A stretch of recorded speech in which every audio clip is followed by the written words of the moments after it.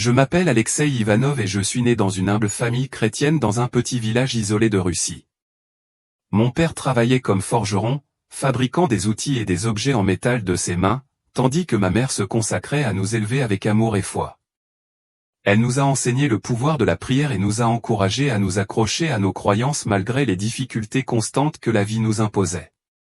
Pourtant, en tant qu'enfant, les rêves que je chérissais autrefois semblaient s'évanouir sous le poids de la faim et de la pauvreté. Dès mon plus jeune âge, j'ai su que je devais trouver un moyen d'aider ma famille à survivre. La promesse d'un revenu stable, ainsi que l'espoir d'échapper à la pauvreté écrasante de mon village, m'ont conduit à m'enrôler dans l'armée russe à l'âge de 19 ans. Je m'y suis engagé à la fois pour trouver un but et une bouée de sauvetage. La discipline stricte, l'entraînement acharné et les réalités brutales de la guerre m'ont rapidement transformé. La guerre m'a forcé à réprimer mes émotions, à exclure la douleur et à exclure tout ce qui pourrait faire obstacle à la survie. Au milieu du conflit, la croyance semblait sans importance et la foi absente. C'était comme si Dieu m'avait abandonné, ne laissant derrière lui que le chaos implacable du champ de bataille.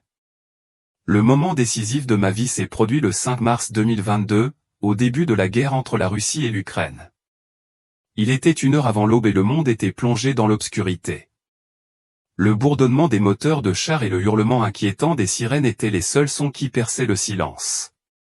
La tension montait depuis des jours, mais ce matin-là, il y avait un changement indéniable dans l'air. C'était le moment où tout a changé, le moment où la guerre à grande échelle a commencé. J'étais stationné près de la frontière ukrainienne, en plein cœur du conflit. Malgré la formation militaire que nous avions reçue, la vraie guerre n'avait rien à voir avec ce à quoi nous nous étions préparés. En quelques heures, la situation a dégénéré en un chaos incontrôlable. Des roquettes ont illuminé le ciel et la terre a tremblé sous la force des explosions. Je me souviens à peine de la première fois où j'ai appuyé sur la gâchette au milieu de cette frénésie. À ce moment-là, la survie était devenue la seule chose qui comptait. Mais alors, comme si le monde lui-même décidait de changer de cap, une explosion soudaine et tonitruante déchira le chaos. Une douleur fulgurante explosa dans ma poitrine et je réalisai que quelque chose avait transpercé mon cœur. Je tombai à genoux, me tenant instinctivement la poitrine tandis que le sang inondait mes mains. Le monde autour de moi s'assourdit. Les bruits des coups de feu, les cris des blessés, tout cela devint un bourdonnement lointain. Ma vision se brouilla et, en un instant, tout devint noir. À ce moment-là, quelque chose en moi se brisa.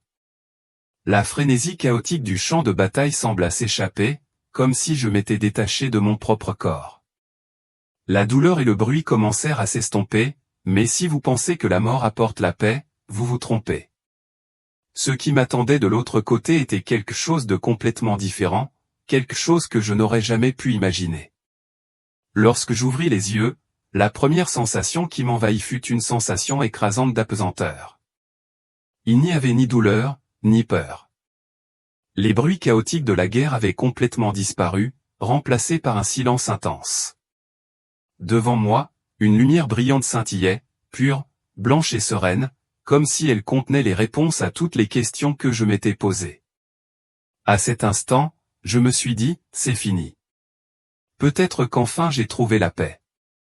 En regardant autour de moi, j'ai été étonné de voir des visages familiers, mes camarades, Mikhaïl, Dmitri et Victor. Ils avaient tous péri sur le champ de bataille avant moi, mais ils étaient là, souriant et marchant vers moi. « Viens, Alexei » m'appelèrent-ils doucement. « Tu es en paix maintenant. » Leur sourire était chaleureux et sincère, et leur présence me donnait l'impression d'un rêve perdu depuis longtemps devenu réalité. J'ai fait un pas en avant, impatient de les rejoindre. À chaque pas, je me sentais plus léger, comme si les fardeaux de mon passé étaient en train de s'envoler. Mais quelque chose clochait. Cet endroit, si calme et parfait, semblait trop beau pour être vrai. La lumière autour de nous commença à vaciller, et à mesure qu'elle s'estompait, le sol sous nos pieds s'assombrit. Une brume dense commença à s'élever, enveloppant le paysage autrefois clair d'un épais brouillard. Je murmurai, presque incrédule, « Qu'est-ce que c'est ?» Mais personne ne répondit. Mon cœur s'emballa tandis que je faisais un autre pas, et à cet instant, le sol sous moi disparut. Je tombais, comme aspiré dans un abîme sans fin. Un rugissement assourdissant emplit mes oreilles, une cacophonie de voix, des milliers de cris, se confondant en un seul, leur douleur et leur terreur s'efforçant de me réclamer. Quand j'ai atterri, je me suis retrouvé dans un endroit différent de tout ce que j'avais jamais vu. C'était un champ de bataille, mais pas celui que je connaissais. Le ciel au-dessus était d'une nuance obsédante de rouge sang, et l'air était épais d'une odeur de brûlé. Le vent hurlait, emportant avec lui la chaleur des flammes consumant l'horizon. Des corps calcinés jonchaient le sol, certains bougeaient encore, d'autres étaient figés sur place, et beaucoup d'entre eux étaient étrangement silencieux. Un frisson de froid me parcourut la colonne vertébrale lorsque quelque chose effleura mes jambes. En baissant les yeux, je vis des mains déformées et brûlées se tendre vers moi, désespérées et suppliantes. L'une d'elles appartenait à un visage que je reconnaissais, celui d'un soldat à moitié brûlé dont les yeux, bien que vides, semblaient crier pitié. Je reculai d'horreur, mais je n'avais nulle part où fuir. Dans chaque direction où je me tournais, la terreur ne faisait que croître. Mes amis, ceux qui m'avaient accueilli si chaleureusement, avaient disparu, remplacés par des soldats de tous les coins de l'histoire. Ce n'étaient pas seulement des Russes, mais des soldats de tous les conflits majeurs, allemands, américains, japonais, tous engagés dans leur propre bataille, chacun endurant son propre tourment. Certains se battaient les uns contre les autres, d'autres se tordaient dans une agonie invisible. Au loin, j'aperçus un groupe de soldats liés par d'énormes chaînes de fer, enchaînés à la terre même. Leurs visages étaient marqués par la terreur, leurs cris résonnaient dans l'air, mais personne ne répondait. Et parmi eux, j'ai vu un visage familier au mon ancien commandant, Victor Petrov. Voir un chef aussi fort et intrépide réduit à ce destin inimaginable m'a laissé abasourdi. J'étais accablé par la souffrance qui m'entourait, incapable de comprendre l'énormité du tourment qui remplissait cet endroit. Comment est-ce possible, me suis-je demandé en faisant un autre pas en avant. L'horreur autour de moi s'intensifiait à chaque mouvement. À travers la fumée et les flammes, j'ai vu un être monstrueux, bien au-dessus de tout être humain. Ses yeux étaient vides mais irradiaient de pure haine. Avec une facilité terrifiante, il a ramassé des groupes de personnes dans ses mains massives et les a jetées dans une fosse de feu, où elles ont disparu dans un tourbillon d'angoisse. Un froid mordant remplissait l'air, mais il ne ressemblait à aucun autre froid que j'avais connu. C'était le genre de froid qui brûle, une douleur si profonde qu'elle semblait geler votre âme. Alors que j'avançais, des murmures commencèrent à résonner dans l'air. Les voix parlaient dans des langues que je ne reconnaissais pas, mais leur signification était indubitable, vous êtes tous les mêmes. C'est votre fierté qui vous a amené ici. Les mots flottaient dans l'air comme une malédiction, et je savais, avec une certitude croissante, que j'étais en enfer. Mais cet endroit n'était pas l'enfer que j'avais imaginé dans mes rêves les plus sombres. Il ne s'agissait pas seulement de tourments physiques, c'était une prison pour l'âme. Chaque faux pas, chaque mauvais choix que j'avais fait, chaque balle que j'avais tirée, chaque vie que j'avais prise, tout cela était là, m'attendant, et leur poids pesait sur moi avec une force suffocante. À chaque instant qui passait, je m'enfonçais plus profondément dans le désespoir, chaque seconde devenant une nouvelle couche d'agonie. Cet endroit n'était pas seulement un royaume de punition, c'était un royaume de confrontation. Dès que je m'en suis rendu compte, quelque chose a changé en moi, quelque chose que je n'avais jamais ressenti auparavant, un profond regret lancinant. Pourtant, même le regret n'offrait aucun réconfort ici. Dans cet endroit, le regret n'était pas le début de la guérison, c'était juste le début d'un nouveau type de tourment. Les cris ne cessaient jamais, résonnant autour de moi, se répercutant sur les murs de ce paysage maudit. Le temps lui-même semblait s'être arrêté, laissant la douleur et la souffrance courir en boucle éternelle, ininterrompue, inflexible. Partout où je me tournais, les scènes étaient remplies d'horreurs que je ne pouvais pas pleinement comprendre. Cet enfer n'était pas seulement un lieu de souffrance sans fin, c'était une blessure profondément gravée dans mon âme. Au début, cela ressemblait au champ de bataille que je connaissais, une terre brûlée, jonchée de corps de mort. Certains étaient entièrement consumés par le feu, tandis que d'autres semblaient figés dans le temps, enfermés dans les moments de combat. Mais ensuite, j'ai vu quelque chose qui a fait arrêter mon cœur. Un groupe de gens, désespérés, ensevelis sous une épaisse boue noire, le corps emprisonné jusqu'au cou. Ils se tordaient et tiraient pour tenter de se libérer, mais chaque mouvement semblait les entraîner plus profondément dans la boue. Les visages qui me regardaient étaient ceux que je reconnaissais.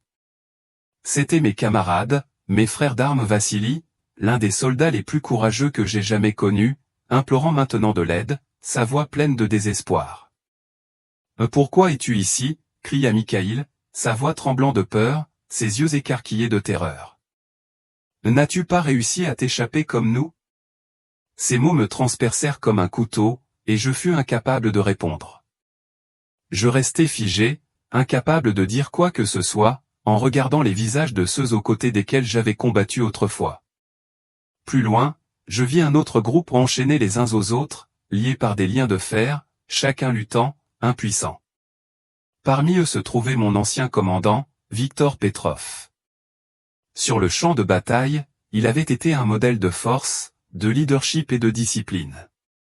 Mais maintenant, il était à genoux, essayant désespérément de se libérer des chaînes qui l'attachaient. « Alexeï, sors-moi d'ici » cria-t-il, la voix éraillée par le désespoir. Cet endroit, il n'y a pas de leadership ici. Pas de pouvoir. Tout est dénué de sens. Tout va mal. Ces mots me firent frissonner. Voir quelqu'un comme Victor, si autoritaire, si sûr de lui, réduit à cet état, m'a fait comprendre qu'en ce lieu, rien ni titre, ni rang, ni autorité ne pouvait offrir protection ou salut. En m'enfonçant plus profondément, j'ai rencontré un autre groupe. Ces personnages portaient des uniformes militaires à l'ancienne, leur tenue portant les marques de l'histoire russe. Pendant un moment, je n'ai pas pu comprendre pourquoi ils étaient là. C'étaient des hommes qui s'étaient battus vaillamment, qui avaient fait des sacrifices pour leur pays. Mais en m'approchant, j'ai remarqué la terreur dans leurs yeux, la même terreur que j'avais vue sur les visages de ceux coincés dans la boue, enchaînés. Ces hommes avaient été des héros, célébrés par l'histoire, mais leurs expressions racontaient une autre histoire. Et puis j'ai vu son visage Dimitri Ivanovitch, l'une des figures les plus célèbres de l'histoire russe pour son héroïsme pendant les guerres napoléoniennes de 1812. Mais maintenant, entouré de flammes qui dansaient autour de lui, il semblait consumé par le feu même contre lequel il avait autrefois lutté. « Rien de ce que nous avons fait n'était bien, » murmura-t-il, sa voix à peine audible par-dessus le crépitement des flammes. « Nous avons tué pour notre ego. L'histoire a fait de nous des héros, mais ici, nous voyons la vérité. » Ces mots me frappèrent comme un coup dans la poitrine. C'étaient les mots d'un homme qui avait fini par comprendre la futilité des batailles qu'il avait menées et les péchés commis au nom de l'orgueil et de l'ambition. Le paysage autour de moi devint plus sombre, plus terrifiant. Je me retrouvai debout au bord d'un immense gouffre, ses profondeurs enveloppées d'ombre. À l'intérieur, des gens se battaient les uns contre les autres avec un désespoir sauvage, se griffant les uns les autres, essayant de s'échapper. Pendant un moment, j'ai pensé que c'était juste une autre forme de torture. Mais en y regardant de plus près, j'ai vu qu'ils ne se battaient pas pour survivre, ils se battaient contre leur propre passé. Chacun d'eux faisait face à sa conscience, écrasé sous le poids de ses propres méfaits. Ce n'étaient pas des inconnus, j'en reconnaissais certains. C'étaient des soldats aux côtés desquels j'avais combattu. Beaucoup d'entre eux avaient pris des vies sans hésitation, obéissant aux ordres sans poser de questions. Désormais, chacun d'eux vivait les conséquences de ses choix. Ils ne détenaient aucune arme. Ils n'étaient pas armés contre la culpabilité qui les pesait, leurs visages remplis de terreur, leurs yeux implorant une libération qui ne viendrait jamais. Puis, je me suis déplacé encore plus loin, vers un endroit plus profond que le reste. Ici, il n'y avait pas de cris, seulement un silence étouffant. Mais ce n'était pas paisible. C'était le genre de silence qui portait un désespoir sans fin, le silence d'une âme complètement écrasée. Les gens s'agenouillaient sur le sol, leurs visages tordus par l'agonie, se tenant la tête comme s'ils essayaient de faire taire le tourment sans fin dans leur esprit. Encore et encore, ils murmuraient un mot, « Pourquoi ?» À ce moment-là, une prise de conscience terrifiante m'a saisi, j'appartenais à cet endroit. Chaque action, chaque décision que j'avais prise m'avait conduit à cet endroit. Moi aussi, j'étais perdu. Je cherchais une issue, le salut, mais c'était un endroit où l'espoir était noyé par le poids du passé. Je me sentais aspirer dans les recoins les plus profonds et les plus sombres de l'enfer, là où même la plus petite étincelle d'espoir ne pourrait survivre. Il n'y avait aucun bruit dans cet endroit au pas de bataille, pas de cris, juste un silence oppressant qui pesait sur moi comme une force invisible. C'était un silence qui rongeait mon âme, une solitude si profonde qu'elle semblait me consumer. Le sol sous mes pieds n'était pas de la terre ferme, ni quelque chose que je pouvais reconnaître. Il bougeait sous moi, vivant d'une énergie agitée. J'avais l'impression de brûler et de geler en même temps, chaque pas m'enfonçant plus profondément dans le poids étouffant du désespoir. Chaque mouvement ne semblait qu'amplifier la lourdeur écrasante de mon esprit, me poussant plus près du bord de l'effondrement total. Et puis, tout a changé. L'atmosphère a changé et je me suis retrouvé debout devant un miroir. Mais ce n'était pas un reflet ordinaire. C'était mon passé, mis à nu devant moi. Je me suis vu à différentes étapes de ma vie, de l'innocence de mes jeunes années à la figure froide et détachée que j'étais devenu. J'ai vu mes propres mains donner des ordres aux désordres qui mettaient fin à des vies, ignoraient la souffrance des autres et fermaient les yeux sur les conséquences de mes actes. La transformation d'un homme qui avait cru en quelque chose en une âme endurcie par la cruauté m'a brisé. L'image changea de nouveau. Je fus transporté dans un village tchétchène ravagé par la guerre. Les cris des femmes et des enfants terrifiés emplissaient l'air, leurs cris se mêlant aux explosions tonitruantes qui faisaient trembler la terre sous mes pieds. Je me tenais au milieu de la dévastation que nous avions provoquée sur ordre. Des bombes tombaient, des bâtiments s'effondraient, des vies innocentes étaient détruites. J'avais ignoré tout cela, justifié tout cela par le mantra creux, c'est ton devoir. Mais maintenant, ces cris me hantaient, leur résonance était impossible à échapper. Ils me griffaient la conscience, chacun d'eux étant un douloureux rappel des dommages irréparables que j'avais causés. Et puis, les images se modifièrent à nouveau. J'étais de retour en Ukraine, revivant les derniers jours de ma vie. À côté de moi se trouvait Anton, un jeune soldat âgé de seulement 19 ans qui avait combattu à mes côtés. J'ai regardé, impuissant, le tuer, les yeux vides et détachés. L'explosion qui le transperça fut comme une lame enfoncée profondément dans mon âme, une blessure si acérée qu'elle résonna dans tout mon être. Le silence qui m'enveloppait fut brusquement brisé.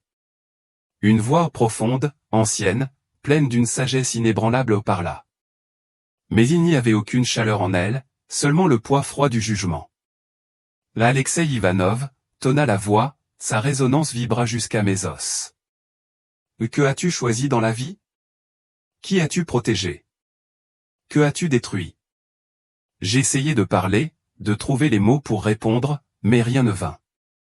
Cette voix n'était pas seulement quelque chose que j'entendais, c'était quelque chose que je ressentais, au plus profond de mon être. C'était ma propre conscience, me confrontant au poids total de mes choix. C'était la voix de la plus grande peur de l'humanité, savoir qu'au bout du compte, nous sommes responsables des vies que nous avons touchées et des choix que nous avons faits. Et puis, la douleur est arrivée.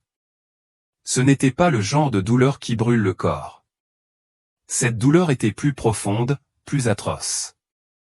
C'était comme si mon âme s'embrasait, les flammes de la culpabilité et du regret me brûlaient d'une manière bien plus atroce que n'importe quelle blessure physique.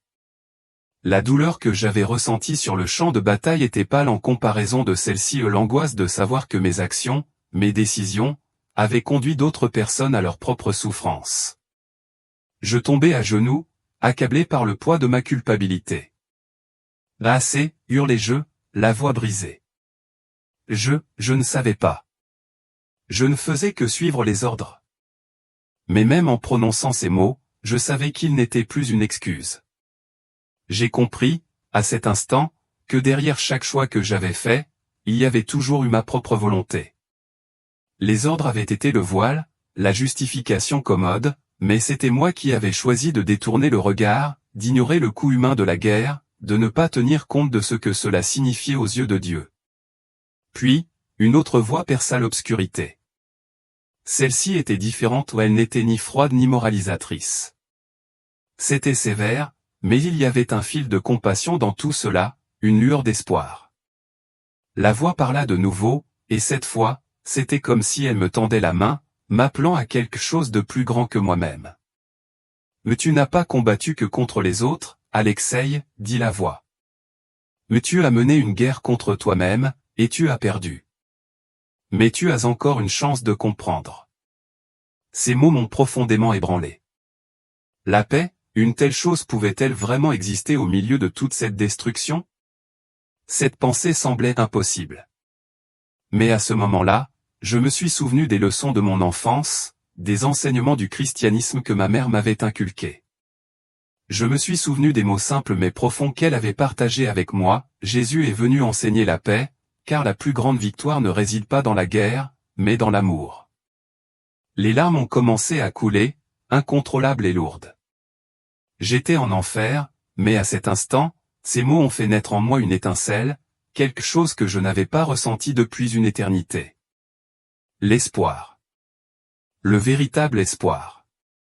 Et avec cet espoir est venu un sentiment de clarté. J'ai compris. J'avais besoin d'avouer, d'affronter le poids de ce que j'avais fait. Pour la première fois de ma vie, j'ai ressenti un véritable remords, pas seulement pour les vies que j'avais prises, mais pour la douleur que j'avais causée, pour la destruction que j'avais justifiée. J'avais tort, m'écriai-je, ma voix brisée sous le poids de mon chagrin.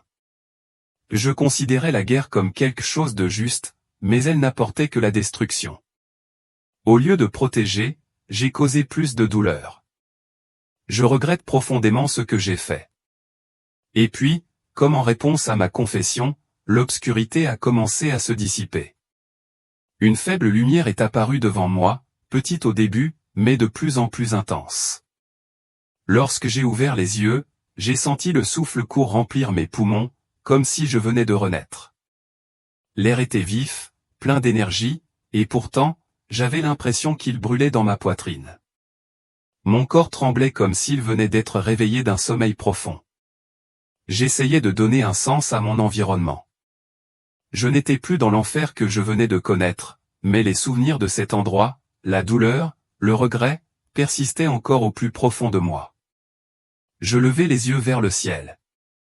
Il était d'un gris terne, les vestiges de l'obscurité que j'avais laissés derrière moi. Mais même cette grisaille, après ce que j'avais vécu, me semblait être une lueur d'espoir. Et dans cet instant fugace, je réalisai qu'il n'était peut-être pas trop tard. Peut-être, dans cette petite étincelle de lumière, il y avait une chance de rédemption, de paix. Je restai étendu là, sur le sol froid et impitoyable du champ de bataille, mon corps meurtri et meurtri. Les échos lointains des coups de feu et des explosions vibraient encore dans l'air, mais ils semblaient désormais étouffés, presque comme des murmures en comparaison des horreurs que je venais de vivre. J'étais en vie, mais cette survie était-elle une bénédiction ou une cruelle épreuve?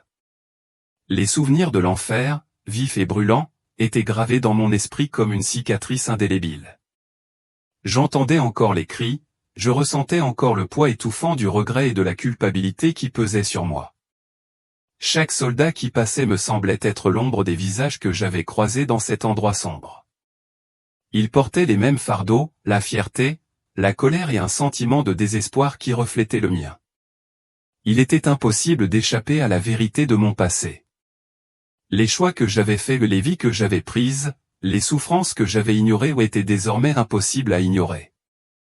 Et alors que cette prise de conscience s'installait au plus profond de moi, je sentais un conflit intérieur s'agiter. D'un côté, il y avait la foi que ma mère m'avait inculquée, crois en la paix, car la vraie force réside dans l'amour. Ces mots résonnaient dans mon esprit, doux mais puissants. Pendant des années, je les avais fait taire. La guerre avait été ma réalité, mon identité. J'étais un soldat, un combattant, et dans ce monde, l'amour et la paix me semblaient des concepts lointains et sans importance. Quelle place occupait-il sur le champ de bataille? L'amour pouvait-il survivre là où régnait la mort?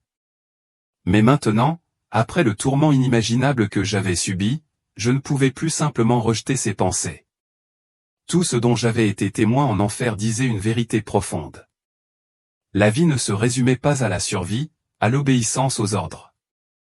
Elle était liée au choix que nous faisions et à la responsabilité que nous en assumions. Je me rendis compte que j'avais passé trop de temps à fuir ma propre humanité, trop longtemps à me cacher derrière le voile du devoir et de la nécessité.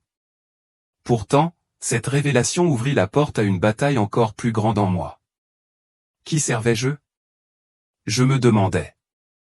Est-ce que je me battais vraiment pour ce qui était juste, ou avais-je été poussé par la peur, par l'orgueil, par un sens tordu du devoir?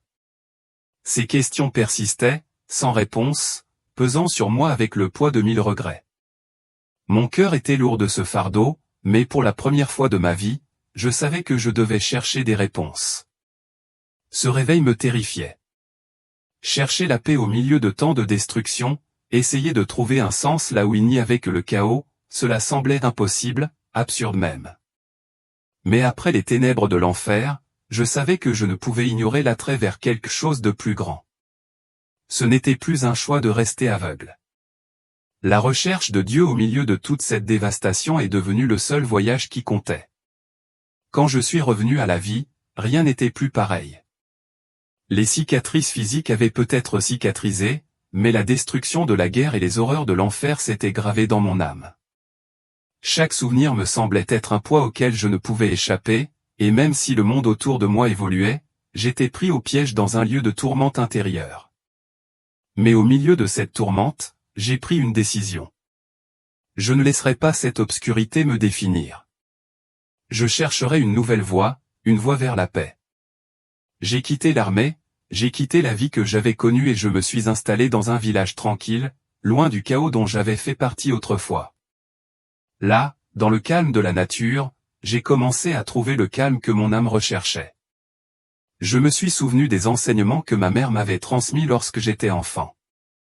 Les valeurs chrétiennes qui m'avaient toujours semblé lointaines, presque naïves, face à la guerre, ont maintenant pris un sens nouveau. J'ai commencé à aller à l'église, non pas comme un simple rituel, mais comme une recherche active de paix intérieure, de compréhension. C'était une rébellion silencieuse contre la vie que j'avais connue. J'ai dû affronter mon passé, affronter mes erreurs et entamer le lent et douloureux processus de guérison. Les erreurs de mon passé me hantaient toujours, mais je réalisais que les affronter était le premier pas vers la liberté. Je ne pouvais pas défaire ce que j'avais fait, mais je pouvais me pardonner et ce fut le début de ma rédemption. Ce n'était pas facile. Cela a pris du temps. Chaque prière, chaque moment de calme, était un pas vers la guérison des blessures de mon cœur et de mon âme. Le chemin était long, mais chaque jour, je me rapprochais de l'homme que j'avais toujours voulu être. Maintenant, je consacre ma vie à quelque chose de différent. Je ne choisis plus la guerre. Je choisis la paix. Je choisis le pardon. Je choisis l'amour. Mon passé n'est plus un fardeau à porter mais une leçon pour me guider. C'est la boussole qui me pointe vers un avenir rempli de sens, rempli d'espoir. C'est mon nouveau départ, et c'est un chemin que je prends avec humilité, foi et une profonde compréhension du prix de chaque décision. J'ai choisi de vivre pour quelque chose de plus grand que moi-même. J'ai choisi de vivre pour la paix.